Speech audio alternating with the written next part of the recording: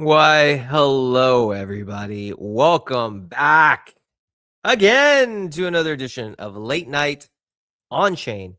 I am your friend, your host, Bill the Bull. And we do this show Monday through Thursday, noon PST, like clockwork. And guess what? It's noon. Therefore, we're doing it again on a Thursday. And today we're excited. We're going to have Nansen on. We're going to have Jake, research analyst, to talk to Nansen. And I think we'll have a second guest later on, TBD. But, like I said, on this show, we talk about all things. We talk about, what's going on in the trenches. We also talk to institutional grade investors, investment companies, research analysts. We do it all. Man of many interests. Anyways, today, this episode is brought to you by Albemarle City, a tokenized city on the Solana blockchain, land and minerals, all the great things. Albemarle City, check them out. Our supporting sponsors, we want to give a shout out to Banker, Agentic on.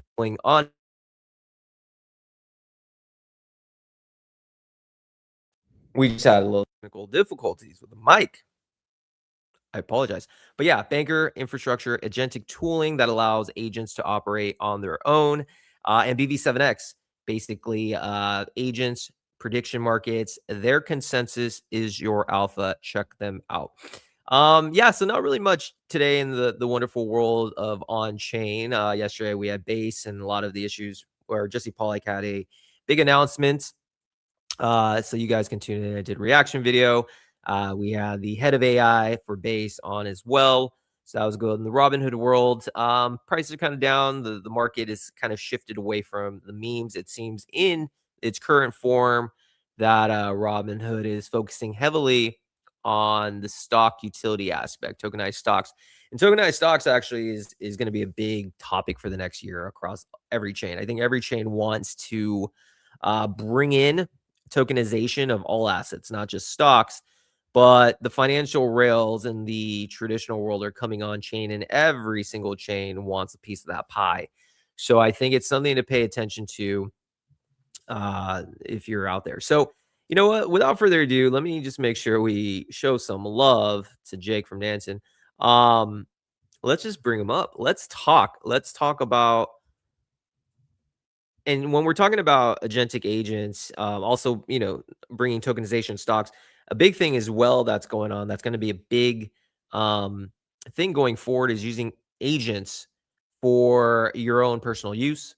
Obviously, people know that you can use agents to do tasks for you, but I think in the financial world, it's going to start playing a bigger role in how they basically uh, run your portfolio, do automated transactions. And I think Nansen is going to be a good case in point as to what's possible because they're using it right now. All right. So without further ado,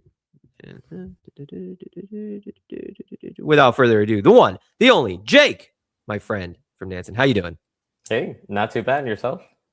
Not too bad, as we were joking privately off stage. It is late night somewhere, but not where we are. Right. Yeah. Quite sunny background. So It's quite sunny background. Well, listen, it's a pleasure to connect with you. And by the way, guys, shout out to so far 252 people tuning in. We have a goal on our show, at least a minimum of 2,000 per stream. I've done a very good job getting there, but always help a brother out. Get those numbers up. Like, subscribe, retweet, do whatever you need to do. Get those numbers up. All right. So, Jake, let's just talk on the basics, because Nansen, for those in the on-chain world, understand what you guys do. But our show isn't only on-chain participants. A lot of we try to make an effort to onboard quote unquote normies, the new participants. So they might not know what Nansen is. Why don't we just start from the beginning? What exactly is Nansen? yeah, I think we started building 6 years ago. So we've been here for quite some time. We were a data analytics firm, and a lot of it is from retail traders to institutions. So we'd help pretty much take this blockchain data and make it human readable. So I think what we're most notably known for is smart money, as well as all our labeling. So there can be things like centralized exchange labeling. So you can kind of see, hey, is BTC flowing on or off exchanges, and a lot of things from there. So we have a nice web app where you can kind of interact and delve into, similar to those who might use a block explorer or kind of looking to find their next trade. You can kind of use a lot of our dashboards and such to do it. And then today we have a web app as well as a pro app where you can kind of interact with all these dashboards, look on chain, execute that trade, and so forth. So historically, a lot of people have been using that data to make their next trade. Yeah, data is the new oil, as they say, the new gold, and obviously gives an edge to people who understand how to use the data which you guys provide. So now with that out of the way, one of the things that's kind of been recent developments with Nansen is the deployment of agents internally. So I've kind of quickly noticed that you guys are heavily relying on these agents, and that's great because on our show we talk AI apps, tech on chain, so this is right up our alley. So from reading what you guys have done, you guys have deployed 75 plus AI agents internally. My question to you, let's start with the beginning. What jobs are they performing today that humans were doing in your company a year ago? Yeah. So yeah, those 75 agents are probably referring to our open clause. So everyone on the team has their own personal open claw. On top of that, everyone has access to all the AI tooling you would expect. So Claude, Codex, or a hybrid of the above, and everything in between. So I think for your question, like some of the things, I think there's a lot of things that you can kind of do with these tools. So one is like a lot of these smaller things that you can kind of use your OpenClaw for, whether that's like daily stand-ups or having all this context where you can now do all this work, but you have to kind of communicate and send these things elsewhere and say, hey, you have this really cool feature and you want to do a demonstration. You have to make a slide deck. You can now make like a really good slide deck that's 10x better than you could have before in 5 minutes. So I think there's a lot of like the glue that kind of makes an organization work. It kind of makes communicating that and doing that work and spreading that across the team really nice. So all like the kind of boring things. And then it also goes to the really complex things where it's the actual planning, the actual execution, the QA, the validation of said things. So it's really there throughout the process as well as all the small things that you might not think about. Internally, though, when did Nansen decide that this is kind of a route you want to take? Because obviously, you guys were never. I mean, well, the infrastructure and the AI agents haven't really been on the scene for a long time. Obviously, not since you guys started. I mean, to me, I only realized agents in January 2026. At what stage did you guys realize, hey, this is something that we need to integrate into our internal systems? Yeah, I think when like GPT really launched, it became this thing where we're like, hey, this is actually quite interesting. And it's kind of like one of those things where you offload certain tasks, you're having fun, people are like making poems, you're giving it like small things where it's like, hey, write this, or devise a basic on-chain query. Um, and yeah, leadership really kind of made it a thing where we're like, hey, this is a new paradigm, a new way to work. And it was a very like organization-wide push of like, hey, this is like AI is the future. We need to be using this tooling. And yeah, we were really empowered from the start to really do it. And I think we had some naive ways of measuring how we're using it. I think it was by like raw hours. But then that actually kind of creates this reflexive loop where everyone's kind of using these tools. And as we're empowered with more and newer tooling agents and so forth, like it's a really fun compounding effect. So it was a very cultural shift that to actually adopt it. And then once the adoption happened, now the adoption curve and shared tooling and stuff really is this iterative thing that is really nice to see. Very interesting, very interesting. Because like you're the first company that I've chatted with, and we talked to founders, builders across all chains, and but you guys have truly embraced the AI agent culture. I mean, Nansen AI, and you guys have 75 plus agents, so obviously you're in this. So walk me through, okay, so if each agent has a co-pilot, how has that changed, I guess, the way the team operates? Is it taking over much more of the responsibilities and allowing you guys to do other things and free up more time? Are you using it more as a supplement to your current role? How does it all work together with the way the team operates? Yeah, I think it's a good question, and I think like I think there you can go online, you can find a bunch of different setups and stuff, and I think if you ask between different teams or even within a team, everyone has their own setup, whether that be like an orchestrator and a bunch of different agents. But regardless of the way like people actually use it or their setups and whatever, I think at the end of the day, it's used everywhere, and I think like basic things like if you're looking for like company OKRs and so forth, like a lot of these boring things you can now kind of immediately pull. So what's really cool is we have company-wide skills that you can kind of plug into. So pretty much like now every agent with their cloud code and stuff is now empowered to say, hey, I want to query on-chain data. And before that was kind of hard and it's quite unique. Whereas now you kind of have this skill that tells you, hey, yeah, you can, and I'll tell you exactly which tables you can use and so forth. And now anyone on the team can query on-chain data and so forth. And it's this really, really powerful thing. And then again, like I said, yeah, it's just allowing us to really work a lot faster.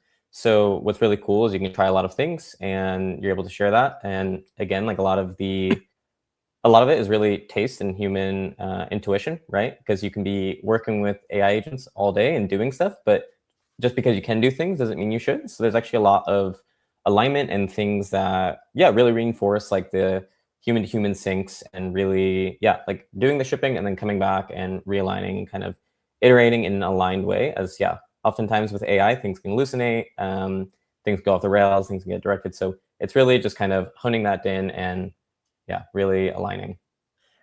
In your perspective, from the point of view of you guys as market leaders, you have peers all around different sectors. Are you seeing a shift from other companies in the on-chain industry to relying on AI agents more like yourselves? What trends are you noticing from other companies out there? Yeah, I think AI is very powerful in like say attribution labeling, right? And I think this is like fundamentally to adopt AI is to make a better product and ship the features that our users want. I think at the end of the day, finding signals and servicing, and growing, users' portfolios is like our North Star. So, if adding in AI agents to help with labeling and stuff, like, and now they're able to see, comprehensive on-chain flows on Robinhood, out the door, or, the top perp traders natively through an agent experience. Like I think that is quite a powerful dynamic. So I think it's all along the tech stack, really. It's like for labeling, for the actual like trade and execution, for the toolkit that we're building, for our agent that's hosted, to kind of compose on this toolkit that we constantly benchmark and validate and kind of run all these evals for, to actually like test like strategies on chain. I think it's really like this thing of it fits everywhere. It's really just a matter of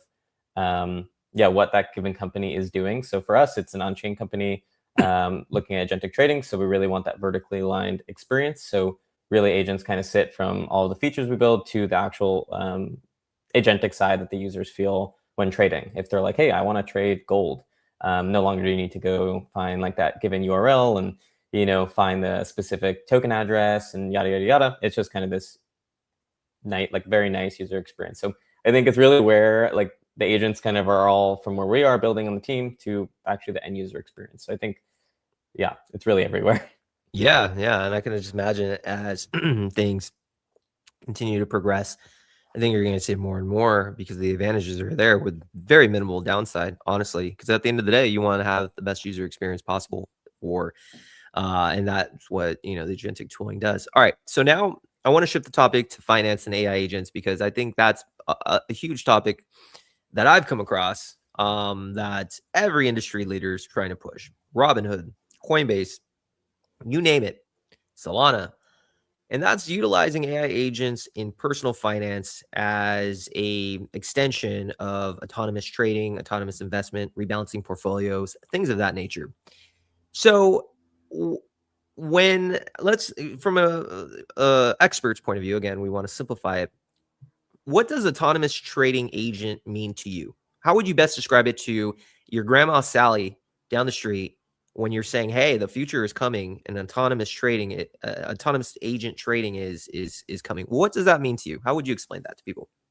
Yeah, I think the way we're thinking about it is there's three ways. So there's one like, hey, you as a trader, you have your own trading setup, and you're like, hey, I want my agent to now use Nansen data, and I wanted to spin up a wallet and kind of onboard that execution. You can do that all locally from your computer or whatever, and you can kind of compose and have your agent use all of our data and tooling, and all of our toolkit stuff, all from your machine. The other is like, hey, we are building this agentic trading that we build and host.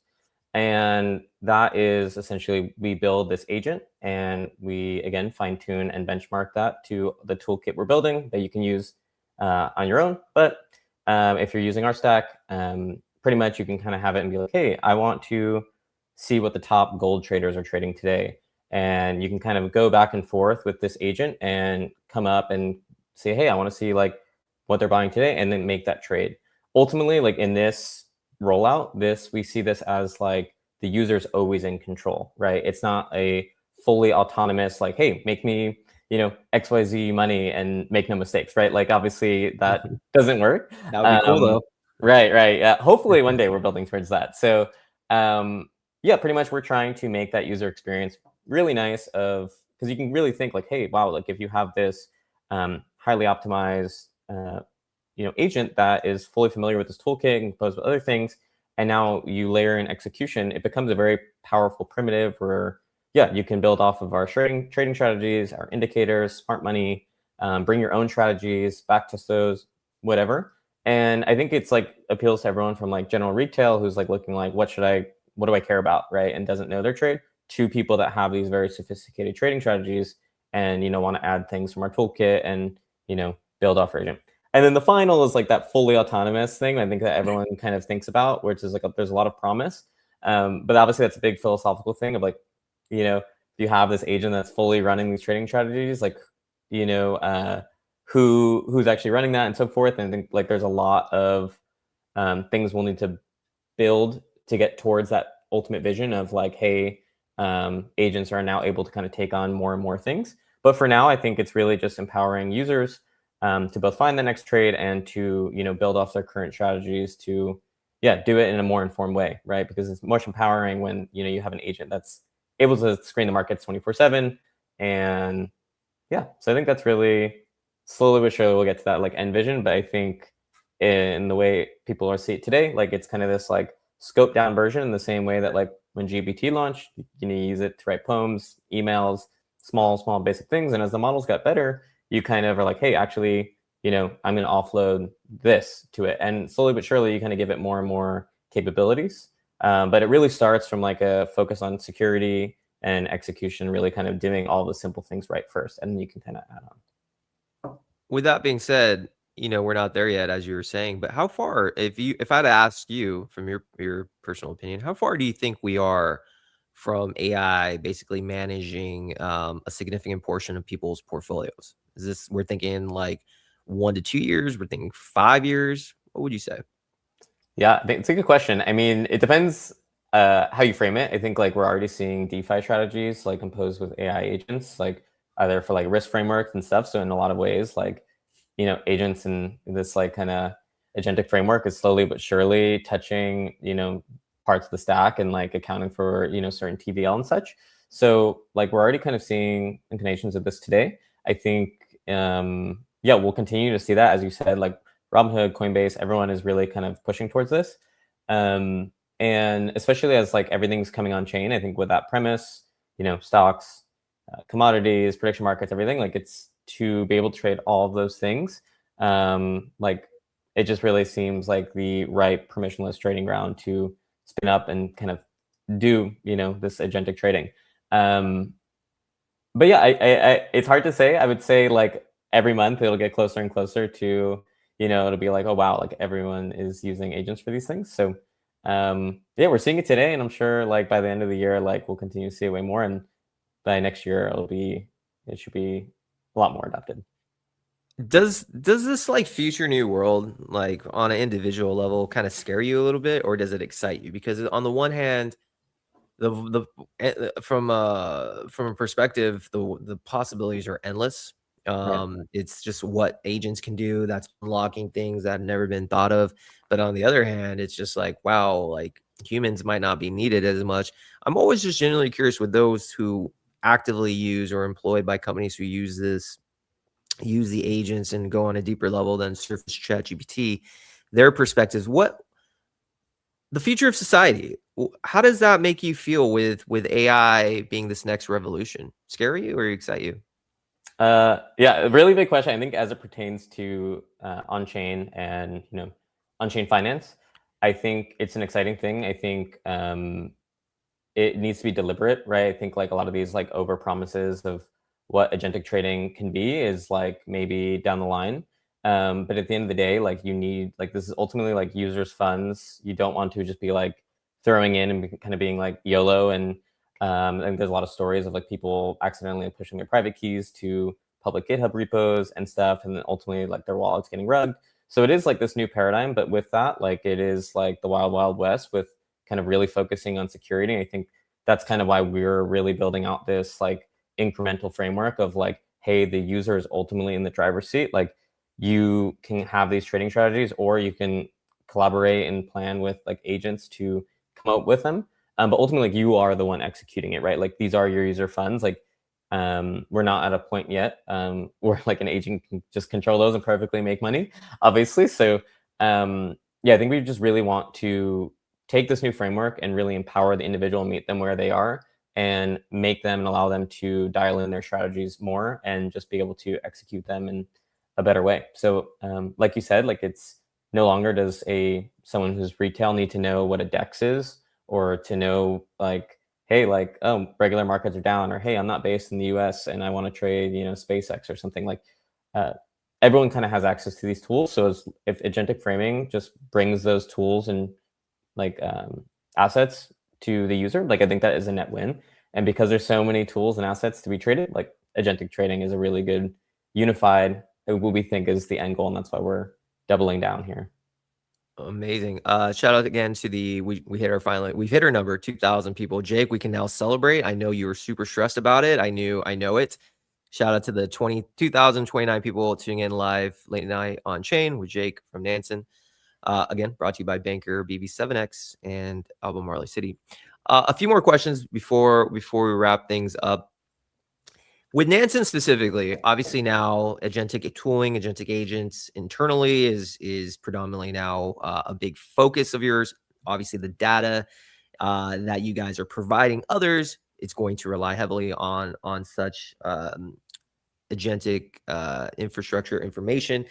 Nansen as a company, what's the next 6 to 12 months looking like? What is your priority when it comes to pushing it out to the crypto consumer, the audience, the builders out there? What's your North Star? What are you locked in for the next 6 to 12 months? Yeah, that's a good question. I think the North Star is really growing users' portfolio and kind of surfacing the signal from the noise, right? Like blockchain data is very messy, even like, chatting to different agents and kind of being like, hey, like tell me everything that's going on with macroeconomics. And it'll tell you all these things. Some may be important, some may not be, but it's really sifting through and being like, hey, what is actually true signal? And I think what I was mentioning before is there's kind of those 3 stages of like, hey, here's this like the user has their own agent or kind of trading strategy, and they want to build off our toolkit. We have a CLI and other such things that they can kind of build on for execution, for our data, whatever. We'll continue to kind of push that out. And I think the other thing is really that like hosted agent framework, the thing that like we fine tune and we benchmark to use our toolkit and other off-chain things. So it's really kind of focusing on making sure that experience is amazing and is able to, like surface a signal. And there's a lot that goes into that. So I specifically work on smart money. So it's really just kind of feeding like different strategies, trading indicators, and a lot of cool things that we can use to actually surface to the user and teach that agent to do. And ultimately, it just gives a better user experience. And because, like we are natively on chain and such, like we can now offer that to all assets, right? It's not just, meme coins. And I think that there's so many strategies that can be done now. A meme coin trader is very different from a, stock trader, which is very different from a prediction market trader. And you can kind of go deep into all of these and really meet the user where they're at. So I think building the tools to help surface the signal and grow users' portfolios is the main thing, and those are how to get there. Excellent. Last question. Well, shout out to Misha, GM Misha. Misha is the lead of BB7X Agentic Tooling, a supporting sponsor of the show. Massive shout out to you. This man knows agentic agents like the back of his hand. All right, last question to you, Jake, because again, you're a research analyst. You are probably the most in tune with what's going on, the trends, the data, where things are headed. So if I were asking you this question, if I was graduating college tomorrow, and I don't know what I want to focus on, what would you recommend people like really just like go down the path of a pursuit, what industry would you say, hey, this is where the next 5-10 years are just going to take off in the next land of opportunity? What would you give that college student? What advice would you give them? Yeah, I think right now is a very empowering time, and there's so much that's changing, and I think a lot of this change can be uncomfortable for sure. But I think just ultimately doing things, the cost of doing things or finding things, as we're seeing with like AI, you can now just do stuff. And I think just ultimately trying and doing stuff is the most powerful thing, as you can kind of iterate so quickly and realize, hey, actually, I might not like this, or hey, maybe I should get into robotics.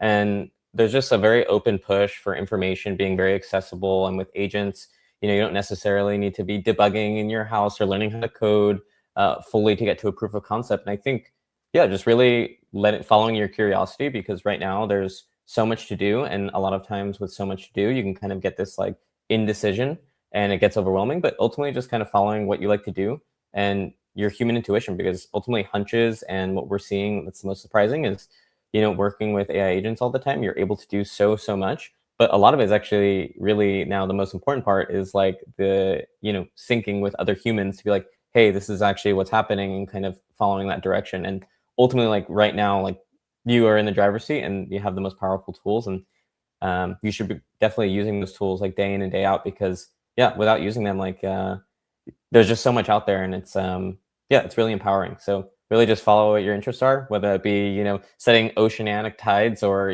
crypto trading, or robotics. Like there's just so much to be done. And killer advice. I think people would pay money to hear that, because again, you are in the trenches, in the data trenches, as we like to say, and the trends that are going on. Jake, last words that you have for the community, anything you want to share about Nansen. The floor is yours, my friends, to the 2,500 plus people tuning in live late night Onchain with Bill. Yeah, for sure. For anyone that hasn't used Nansen, like, and you guys want to like delve on chain, trade things, check it out. We have a mobile app. It's quite cool. It's a really nice unified experience.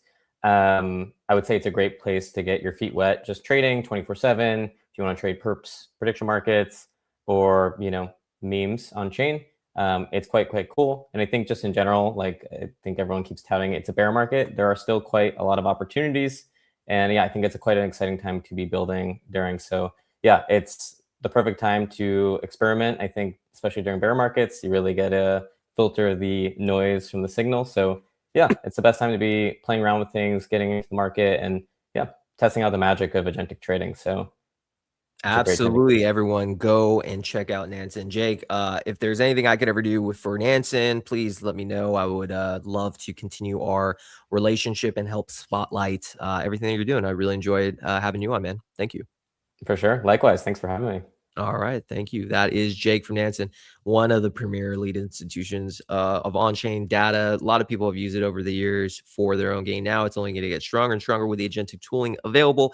So do please check out Nansen. All right, next we're going to have Bolsaverse coming on. But first, we got to play a word from our sponsor, because that's the only way this show works, through sponsors, baby. So we got a sponsor, Albemarle City. Check them out. Tokenized City on the Solana blockchain. Let's see. Gotta make sure I play this.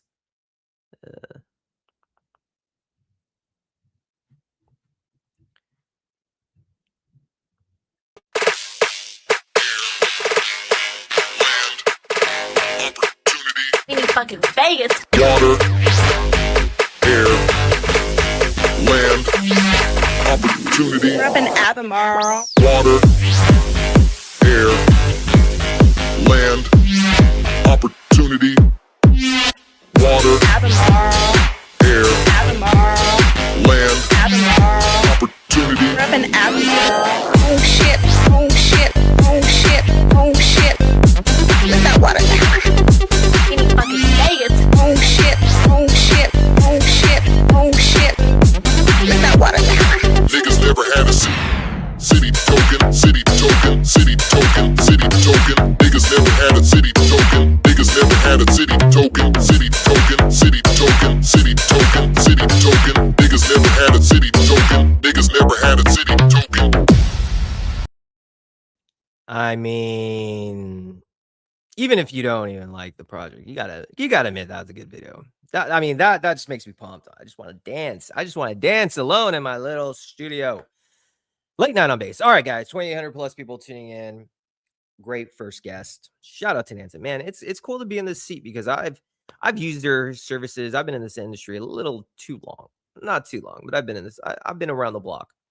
I've only recently done this show too long ago, but I've used them, so it's nice to come full circle to talk with the team with tooling that I have used in the past. So shout out to Jake. All right. Next up, we got the one, the only. Bolsaverse. How are we doing, sir? Welcome to the show. Hey there, Bill. Nice to see you. Nice to see you as well. I'm glad we were able to schedule this. I know it's been a while. The show.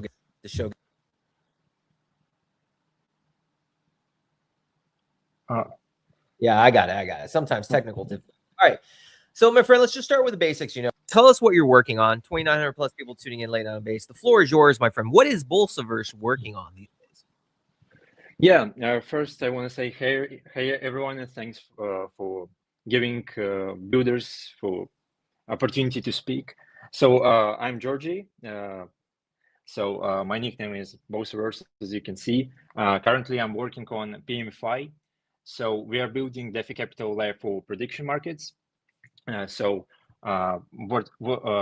have already 3 live products. The first one is peer arbitrage vote. So what it does, it basically operates as vote. Users can deposit into the vote, and it automatically finds the spreads across the prediction market venues and executes the arbitrage trades across 3 platforms: Cauchy, Polymarket, and Opinion. And currently, it's simple arbitrage strategies, just cross-market ones. And as we go, we will proceed. And so our North Star is to become Jordan Finance of prediction markets. Yeah.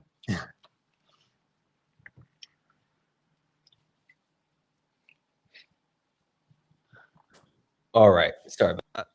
Sorry about that. That was a little technical difficulty. All right. So talk to me about then this whole idea with this prediction market.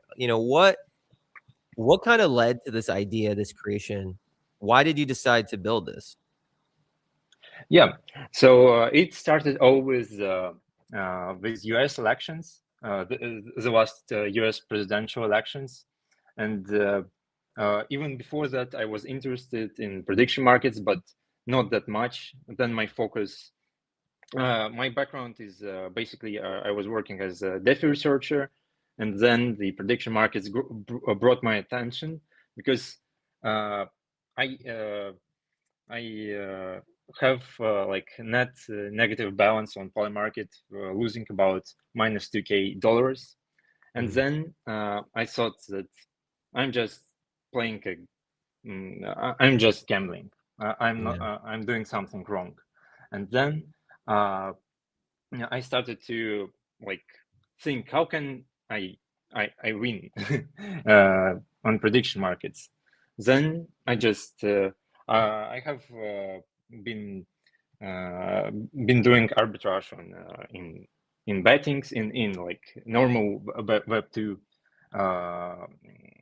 Web2 sense of it, and then I started to monitor spreads across the prediction markets as between Cauchy and Polymarket. At first,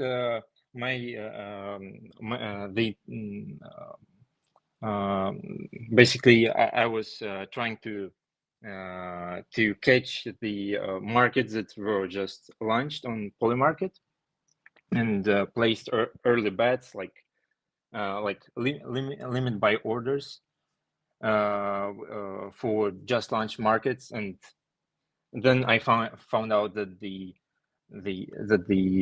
basically guaranteed way to earn on prediction markets is executing cross market spreads, and then I found out the way to put it in a vote, basically package it as vote where based on your finance vote contract, and basically it ended up as our first beta product. So, what have been some of the challenges? Because obviously, right now, it's never been a better time to be a builder. Obviously, the tools are out there for you, for anyone to come up with an idea and to push out something into reality. Um, but that also leads to a very saturated market of builders, less distribution. As a founder yourself, what have been some of the challenges that you've personally have faced with your product? I should start with first is building the infrastructure, because I started building my project since November. Yeah. So it was I found a lot of difficulties since I'm not engineer. I was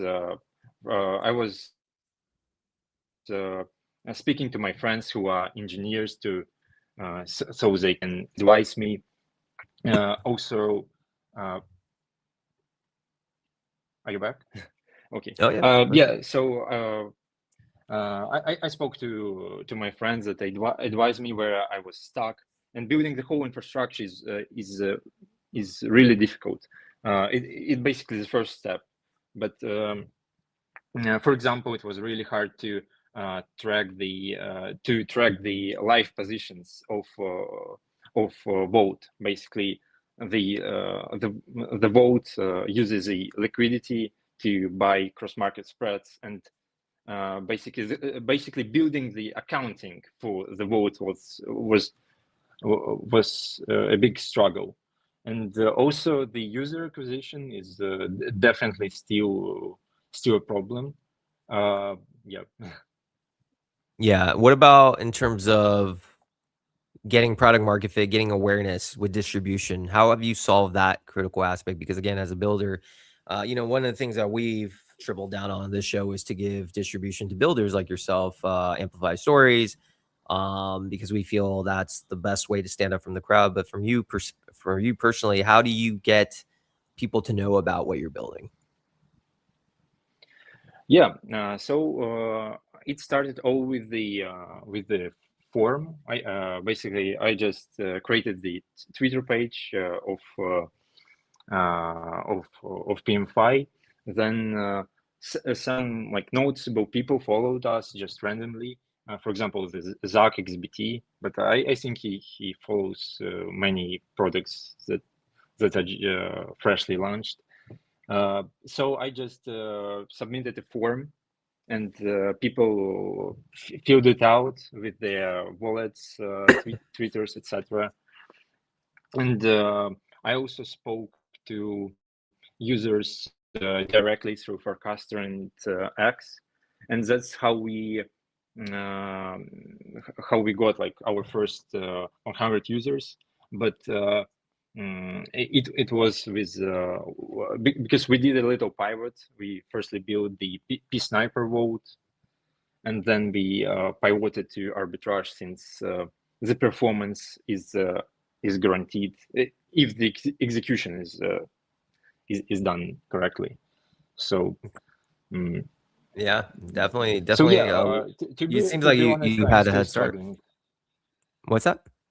Yeah, to be honest, I'm still struggling with the execution. Not with the execution, but with user acquisition and getting the product market fit. I'm still playing with it because we still didn't audit our vote.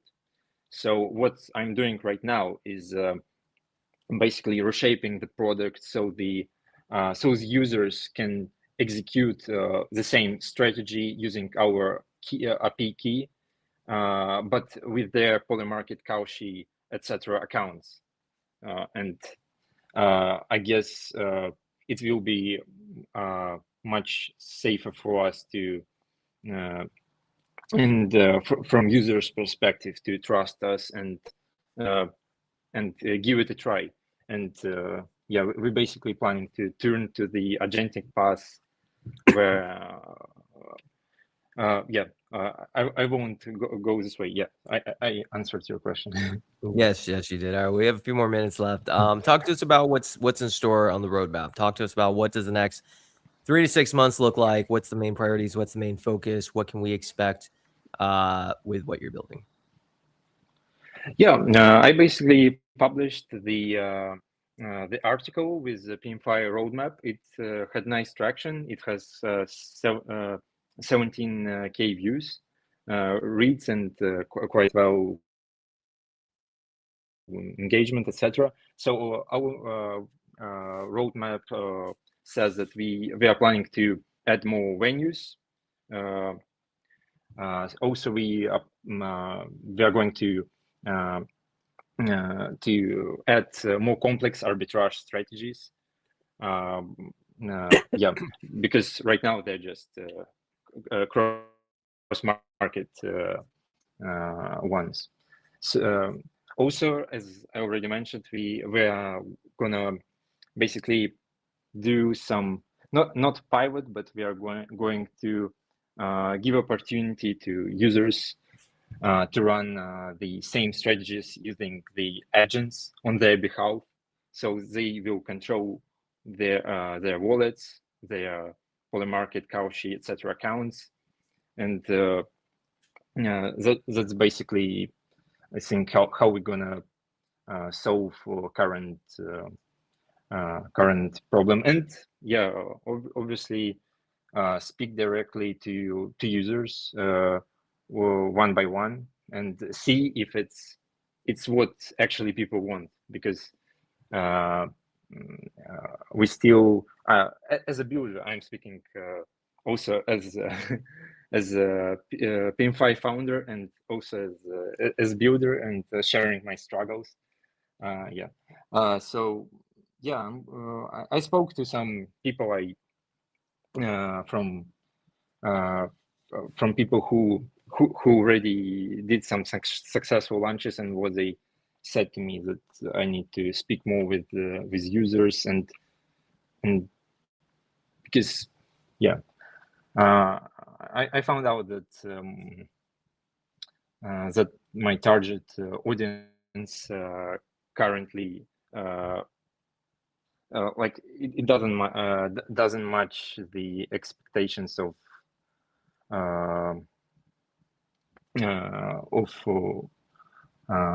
my target audience, because our vote has 18% APY, and to interest, for example, Degens with this APY, it won't match. So we need to target the different audience.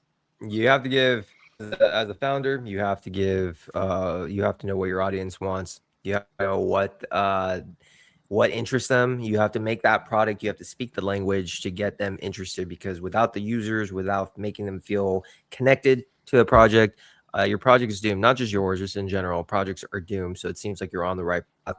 Bolsverse, listen, man, we had 3,100 plus people tuning in live late night on chain. Any last words, man, to the audience? Yeah, I will give a little CAT. So yeah, just see what we are doing. If you are if you ever thought if prediction markets and DeFi can be united into one product, and that's what we actually believe in, is that the prediction markets is part of DeFi. So we are actually building the product to integrate it. We already built we already have our vote. We already have the lending protocol. We already have the X402 endpoint that provides the data that we that our vote acts on. So if, for example, you wanna give a try our endpoint and see it's basically verified through banker skill, and both the vote and the endpoint. If you wanna give it a try, see how it works, or just call me and I can showcase you how it works, or you have some suggestions for us in this area. Would that would be nice. Yeah. Yeah. I mean, definitely give suggestions out there. Reach out to community. Community gives you the best feedback. They're the best target users. Because if you get them on board, then everything goes according to plan. Bolsiverse, listen, man, thank you for coming on, and I look forward to seeing the success of what you're building. Okay, thanks a lot for having me on this podcast. Yeah, see you, Absolutely. everyone. All right, take care, Bolsiverse. All right, everyone. What a great show. Great show. We heard from real builders building real products, the highs, the lows. It's not easy in this world. I think a lot of people can learn from Bolsiverse. And again, we had Jake from Nansen, probably the leading data analytic firm out in all on chain, kind of talking about the rise of agentic tooling, agents in corporate infrastructure, and how we can use that to get that alpha of going forward. All right, great show, guys. We are most likely off tomorrow. We do the show Monday through Thursday, noon PST, like clockwork. And our goal, simply bring distribution to real builders, to let them know, to let the world know what they're doing. That is what we do. We talk to all sorts of projects, the meme coins. We talk to the DeFi builders. We talk to individuals who are just into tech, the KOLs, and also the top firms in all of on chain. All right, guys, build out. Enjoy the rest of your day. See you later.